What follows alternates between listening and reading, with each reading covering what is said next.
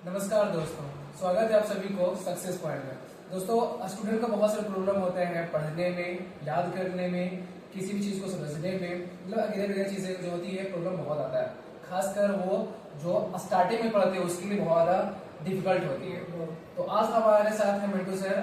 आज उनको से हम बहुत सारे क्वेश्चन पूछेंगे खासकर स्टूडेंट के लिए, और उनकी समस्याओं के लिए पूछेंगे हम, और उसको सोल्यूशन को भी पाएंगे। तो सबसे पहले सर आपको बहुत स्वागत है मेरे वीडियो में। बहुत धन्यवाद। नमस्कार। तो सर से पहले ये बता देते हैं आपको कि बहुत सारे जो होते हैं स्टूडेंट, उनको लर्निंग में या याद करने में बहुत ज़्यादा प्रॉब्लम होती है। सर बहुत कॉमन चीज़ें हैं। मैक्सिमम बच्चे में जो समस्या रहता है कि उसको याद करता भूल जाते हैं, याद जल्दी नहीं होता। सबसे बड़ा रीजन है इसका। 2-3 पॉइंट में हम आपको उत्तर देना चाहेंगे। पहला पॉइंट है कि आपको जो चीज़ मिल रहा है ना, उसको आप कंसंट्रेशन वे में याद कीजिए और लिख कर याद कीजिए। लिखना भी है। हाँ, कंसंट्रेशन पावर बढ़ेगा और उसको बोल के मतलब आवाज बाहर मन में नहीं, मन में याद कीजिए तो आपका माइंड डिस्ट्रैक्ट हो जाएगा। बोल कि जितना बोल के याद कीजिए उतना जल्दी याद होगा। तो आज के समय में डिस्ट्रैक्शन बहुत है।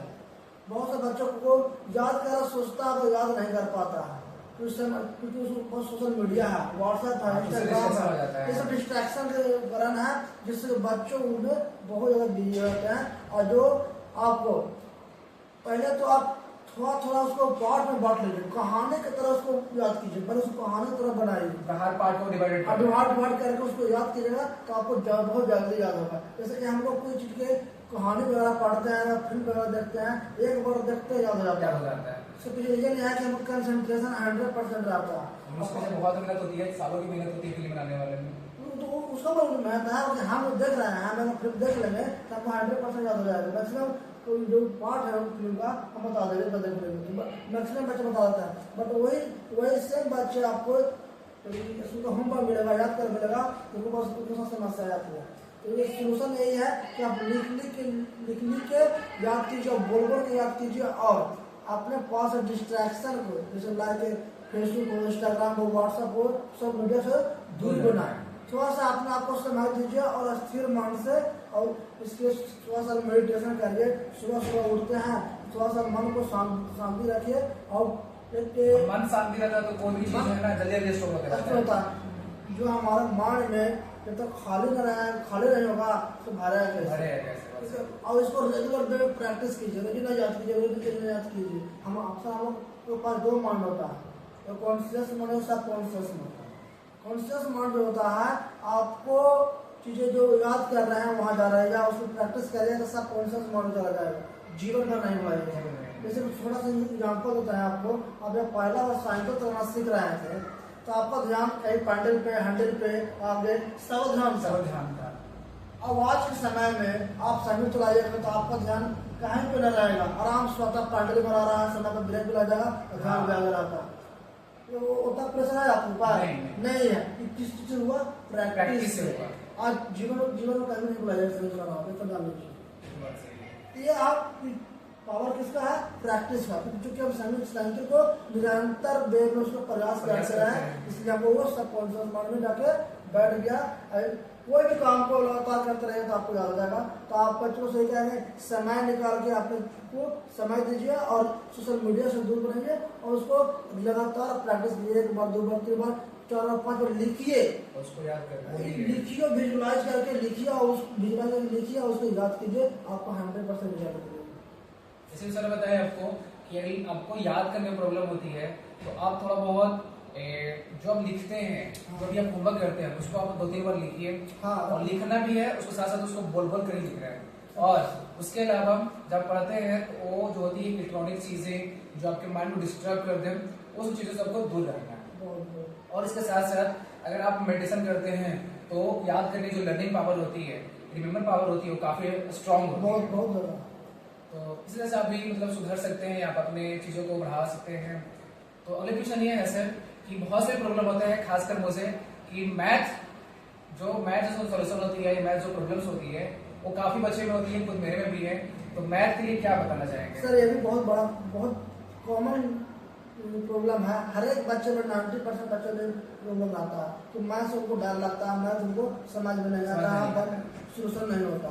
इसका सबसे बड़ा रीजन है कि प्रेशर और डर।